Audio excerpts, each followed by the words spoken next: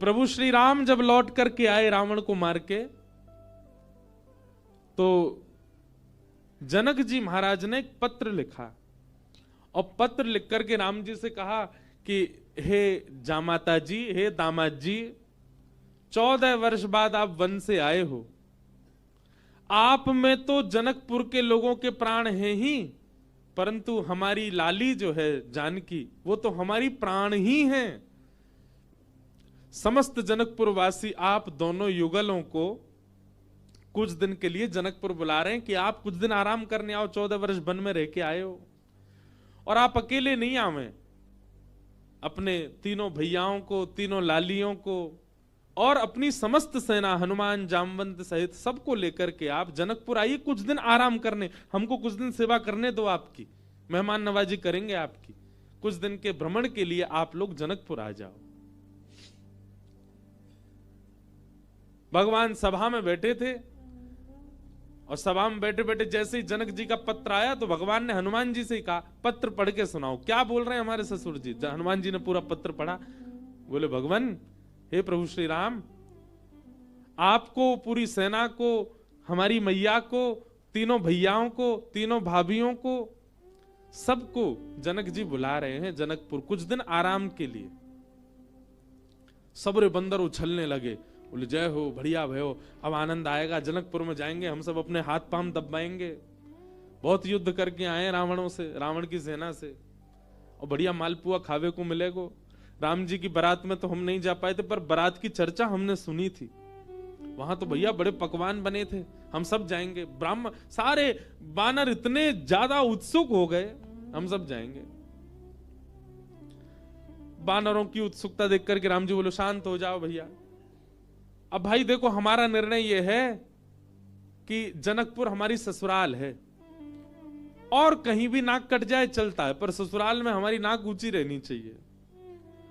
और इन सब बातों को ध्यान में रखते हमारे मन में आया कि हम जाएंगे, भरत जी जाएंगे, लक्ष्मण शत्रुघ्न जाएंगे, चारों बहुएं जाएंगी, कुछ वरिष्ठ लोग जैसे जामवंत जी, हनुमान जी, अंगद जी आदि आदि कुछ वरिष्ठ लोग जाएंगे। बाकी बानरों से हमारी प्रार्थना, आप तो यहीं सरजू जी के तट पे अयोध्या में ही रहो, आप लोग मत चलो। बानर सब उदास हो गए। बोले, क्यों, हम क्यों नहीं चलें? बोले, आप लोगों का स्वभाव ऐसा ही है, किसी से भी छीन के खा जाते हो, कहीं पर भी मलमूत्र त्याग देते हो, कहीं भी उछल कूद कर देते हो, डाले तोड़ देते हो, वन उजाड़ देते हो। और जनकपुर हमारी ससुराल है। हमारे सामने किसी ने कह दिया कि अरे देखो, वो वन पूरे बानरों ने उजाड़ दिया। बानर किसके? बोले, राम जी के। तो हमको तो बहुत बुरा लगेगा, लेकिन आप लोगों का यही स्वभाव है, तो क्या करें? इसलिए आप लोग तो अयोध्या में, इसको कितना भी चलो उजाड़ो, ये रहेगा अपने ही लोग हैं, सुधार भी देंगे। अब वो तो ससुराल है, वहां तो संकोच हो जाएगा हमको। बानर सब नीचे मुंह करके बैठ गए। राम जी तो अपनी घोषणा करके चले गए। जामवंत जी, हनुमान जी बोले, भाई सब लोग उदास क्यों हो गए? बोले, जब रावण से मरवाना था तो हमको ले गए, और जहां रसगुल्ला मिलेंगे, मालपुआ मिलेंगे, फल मिलेंगे, मेवा मिलेंगे, सेवा मिलेगी, वहां हमको छोड़ के जा रहे हैं। हाँ, यही बात है। जहां ये था कि मृत्यु सामने, वहां बानर आगे, और जहां मालपुआ आगे, वहां बानर नहीं छोड़ जा रहे हैं। जामवंत जी ने हनुमान जी से कहा, हनुमान जी आप जाके निवेदन करो। बोले, देखो हम तो कुछ नहीं कहेंगे, हमारे स्वामी हैं, उनकी आज्ञा हमारे लिए सर्वोपरि है। आप बड़े हो, सीनियर हो, आप ही बात करो। जामवंत जी गए और राम जी से कहा, देखो सब बानर बहुत उदास हो गए, आप ऐसे मत करो, मैं जिम्मेवारी लेता हूं, एक पत्ता भी जनकपुर का टूटेगा नहीं किसी वृक्ष का। ले देखो, आ गए ऊपर से। इनकी काम की बात चली, सुनवे आए। बोले, आपके ससुराल में एक चीज भी यहां से वहां नहीं होगी, हमारी गारंटी। राम जी बोले, भैया 100 200 300 बंदर नहीं है, करोड़ों बंदर हैं, किस किस को संभालोगे? बोले, वो हमारी जिम्मेवारी। मैं वचन देता हूं, आपकी ससुराल में एक बात भी ऐसी नहीं होगी जिससे आपको संकोच अनुभव हो। अच्छा देखो, राम जी को संकोच की कोई चिंता नहीं है, तो लीला कर रहे थे राम जी। आनंद कर रहे थे। जामवंत जी बोले सब बानरों की जिम्मेवारी मैं लेता हूं। राम जी बोले देख लो, फिर हम कुछ बात होगी हम तुमसे ही कहेंगे। जामवंत जी बोले आप कह लेना हमसे, बस जिम्मेवारी हमारी। ठीक है। जामवंत जी बाहर आए, बाहर आकर के सब बानरों से बोले हाँ भैया सुनो, राजी हो गए राम जी आप सबको ले जाने के। बंदर तो छलन लगे, जय हो राजा रामचंद्र भगवान की जय हो, हमारे जामवंत जी की जय हो, अब तो जाएंगे खूब आनंद करेंगे। बोले लेकिन सावधान, मैंने जिम्मेवारी ली है, एक पत्ता भी नहीं टूटना चाहिए जनकपुर के किसी वृक्ष का। बानर बोले बिल्कुल नहीं टूटेगा, आप तो बिल्कुल आज्ञा करो कैसे चलना है। बोले सब मुझे देखो, जो मैं करूं वही करना है, जब मैं बोलूं तब बोलना है, जब मैं शांत रहूं तब, यहां तक कि श्वास भी मेरे संगी लेनी है सबको। मैं जब छोड़ूं तब छोड़नी, तब लेनी तब लेनी, मैं जब मुड़ूं तब मुड़ना, मैं जब देखूं तब देखना, मैं जब सोऊं तब सोना, मैं जब खांसूं तो खांसना। बानर बोले ठीक है। राम जी बोले एक बार हमको डेमो दिखाओ। जामवंत जी खड़े हो गए, करोड़ों बंदर खड़े सामने। जामवंत जी ने अपना उल्टा हाथ उठाया, सारे बानरों ने अपना उल्टा हाथ उठाया। जैसे परेड होती है ना 26 जनवरी को, तो हमारे मिलिट्री के जवान बिल्कुल एक संग उनके हाथ पैर चलते हैं, ये हाथ पीछे तो यही हाथ पीछे जाएगा। उनको देखो कभी, उनके पैर भी बिल्कुल समय पे आगे, समय से पीछे, गर्दन भी समय से चलेगी। वैसे मिलिट्री के जवानों की तरह सब बंदर खड़े हो गए। जामवंत जी हंसे तो सबरे बंदर हंसे। जामवंत जी खांसे तो जिनको खांसी नहीं आ रही वो जबरदस्ती खांसे। खांसना ही है, जामवंत जी खांस रहे हैं। राम जी बोले चलो ठीक है, अब चलते हैं जनकपुर। आहा, जनकपुर की ओर जा रहे हैं। 14 वर्ष बाद वन से लौटने के बाद, राज्याभिषेक के बाद, राजा रामचंद्र भगवान पूरे नगर में उत्सव मनते जा रहे हैं। जहां जहां से निकलते हैं वहीं पुष्प वर्षा हो रही है, विशाल सेना राम जी की चल रही है। पर इस पूरी यात्रा का सबसे श्रेष्ठ केंद्र बिंदु, आकर्षण बिंदु था बानरों की परेड। बिल्कुल ऐसे चल रहे हैं सीधे। जामवंत जी इधर देखे तो सब बानर इधर देखे, जामवंत जी नीचे तो सब नीचे, जामवंत जी खुजा में तो सब खुजा में। जैसे ही जनकपुर में पहुंचे, राम जी की सब बलैयां लेने लगी अटारी इनसे, हमारे पहुना आए, हमारे जमाई राजा आए। सबके नेत्र सजल हो गए। पर पूरे जनकपुर में जैसे ही बानरों ने प्रवेश किया, आहा, बानरों की ऐसी प्रशंसा, भैया कैसे सुधरे भाई। अच्छा, जामवंत जी ने सबके काजे वस्त्र भी सिलवाए थे। सब बानर बिल्कुल बढ़िया, ऊपर को आधी बगलबंदी सी पहन के, नीचे धोती सी पहन के, टोपा से पहन के चल रहे थे। कैसे, मैं तो चिंतन करता हूं कैसे लग रहे होंगे सब। हम बंदरों के बीच में ही रहते हैं ना वृंदावन में।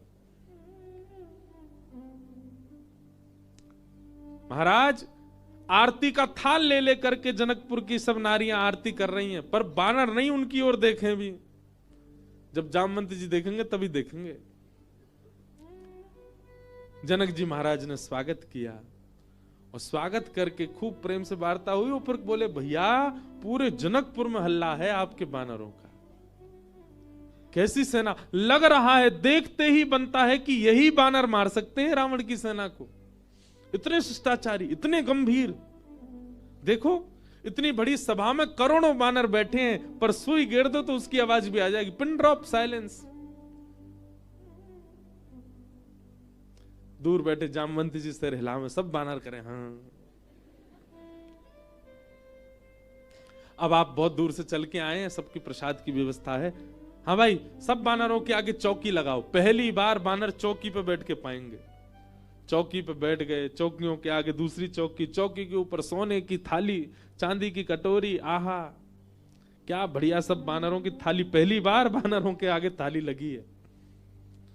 लेकिन बानर थाली में नहीं देख रहे हैं, सब जामवंत जी को देख रहे हैं।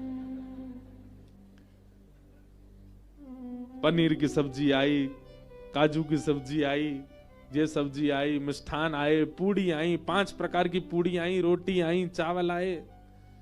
बानरों का स्वभाव क्या है, आप केला भले ही हाथ से दो लेकिन फिर भी छीन के ही लेगा। बानर का स्वभाव होता है, उसका छीनने का ही स्वभाव होता है। पर सारे बानर ऐसे बैठे जामवंत जी को देख रहे, टेढ़ी टेढ़ी नजर करके देख तो रहे थाली में क्या क्या आ रहा है। लार टपकती जा रही है, लेकिन नहीं, जामवंत जी जैसे कहेंगे वैसे ही खाना है। सबको फल दिए गए, फलों में सब फल अमनिया करके दिए, आम सबको साबुत दिए गए, सबकी थाली के आगे आम रखे गए, सब बिल्कुल थाली हो गई। जामवंत जी महाराज ने सब बानर की ओर देखा, सब बानर बिल्कुल जामवंत जी को देख रहे थे। जामवंत जी ने हाथ में जल लिया, अन्नपूर्णे सदा पूर्णे, सब बानर बोल रहे अन्नपूर्णे सदा पूर्णे। थाली के ऊपर 4 बार घुमाया, सब बानर घुमा रहे हैं। आचमन किया, सब बानर आचमन कर रहे हैं। जनक जी बोले, राम जी मान गए आपकी सेना को, क्या अद्भुत बानर है सब। राम जी बेचारे धीमे धीमे पा रहे, बोले बस ये लाज बची रहे जितनी देर है। प्रसाद पाने लगे, बिल्कुल वैसे अगर दाल चावल पा रहे हैं जामवंत जी, सब दाल चावल ही पा रहे हैं, जितनी दाल जितनी सब्जी डाल रहे हैं उतनी डाल रहे हैं। अद्भुतता थी देखने में। थोड़ी देर पाने के बाद जामवंत जी की दृष्टि पड़ी आम पे, जैसे ही आम उठाया, सब बानरों ने एक संग आम ही उठाए। जामवंत जी घुमा के देखें, सब बानर घुमा के देखें। जामवंत जी ने जोर से आम दबा के देखना चाहा कितनी गुठली है इसमें। अब वो आम ऐसा था कि जैसे नेक दबाया सो गुठली उछल गई उसमें से। अब जैसे ही गुठली उछली तो सब बानर दोनों हाथन से दबाई रहे, वो गुठली उछलनी चाहिए क्योंकि जामवंत जी की गुठली उछली है। अब सब बानर जैसी आम दबा में सबकी गुठली उछली। गुठली के उछलते ही जामवंत जी बोले, इन हाथों से मेघनाथ निकल के नहीं भाग पाया, इन हाथों से रावण निकल के नहीं भाग पाए, छोटी सी गुठली भाग गई। और जामवंत जी जैसे ही उछले गुठली पकड़ने को, बानर बोले हमें भी ऐसे ही पकड़नी है, और एक दूसरे के ऊपर झपट्टा मारे। महाराज या पकड़, कहीं कड़ी उछाल रहे हैं, कहीं दाल उछाल रहे हैं, पूरी उछाल रहे हैं। जनकपुर की पूरी सभा जो कि स्वर्ण मंडित थी, जो कि चांदी से मंडित थी, आज वो खीर मंडित हो गई। सब जगह कड़ी खीर उछाल उछाल करके पूरी सभा का लेपन कर दिया। राम जी नीचे नजर करके बैठे। अब तो बानरों को खुली छूट मिल गई, एक दूसरे की थाली में से ले लेके भागे। 2-4 बानर तो जनक जी की थाली उठा के भाग गए। जनक जी देखते रहे और देखते ही देखते जनक जी की दृष्टि पड़ी राम जी को। राम जी बड़े संकोच। जनक जी समझ गए ये तो भैया पूरा प्री प्लान्ड था कि सीधे सीधे चलना है, सीधे सीधे खाना है। नहीं, बानर अपना स्वभाव कैसे छोड़े। राम जी को संकोच में देख जनक जी ने उनको हृदय से लगाया, बोले हम बिल्कुल अप्रसन्न नहीं है, हमको प्रसन्नता है कि इतना आनंद हुआ जनकपुर में इतने दिन बाद। आप बिल्कुल संकुचित मत हो। लेकिन सबसे ज्यादा संकोच हो रहा था जामवंत जी को। मैंने जिम्मेवारी ली थी और मैंने बिगाड़ दिया सब काम। जब जनक जी को राम जी को हृदय से लगाते हुए देखा तो जामवंत जी के मन में आया, मैंने बहुत बड़ा अपराध कर दिया आज। जितने प्रेम से राम जी अपने ससुर जी को हृदय से लगा रहे हैं, हे भगवान, मेरे अपराध का पीड़ा जो मेरे चित्त में है वो तभी दूर होगी जब इतने प्रेम से ठाकुर जी मुझे भी अपने हृदय से लगाए। जी की हृदय की भावना राम जी पहचान गए। और जब वापस जनकपुर से लौटने का समय आया 6-7 दिन बाद, जामवंत जी से राम जी ने एकांत में कहा, हम आपके मन के भाव जान गए। जब जनक जी हमको हृदय से लगा रहे थे, आपके मन में आया था कि कभी आप भी हमको ऐसे हृदय से लगाओ। अब अभी हृदय से लगाने में वो बात नहीं होगी। जब आप अपनी पुत्री का वर्ण हमारे साथ करोगे, हम आपके दामाद बनेंगे, तब आप हमको इसी भाव से हृदय से लगाना, तब आपकी इच्छा पूरी होगी।